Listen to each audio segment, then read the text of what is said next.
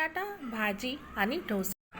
कुकरमध्ये पाणी टाकून बटाटे शिजवून घ्या. तसेच 2 किंवा 3 शिट्ट्या द्या व त्याचे साल काढून घ्या.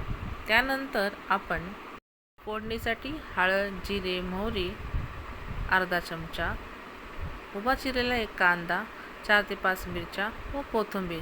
तसेच एका पॅनमध्ये 4 चमचे तेल टाकून ते गरम झाल्यावर त्यामध्ये मोहरी टाकून घ्या.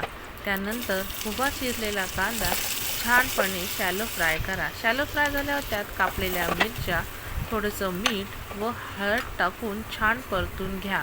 परतून झाल्यावर त्यात शिजलेले बटाटे टाका आणि छान परता व झाकण ठेवा. डोसा मिश्रण छान हलवून ते गरम तव्यावर छान गोल असे पसरून घेणे. पसरून झाल्यावर ते दोन्ही साईडने छान भाजून घेणे. छान असा कलर आल्यावर ते सर्व करावे. बटाटा भाजी आणि डोसा तयार.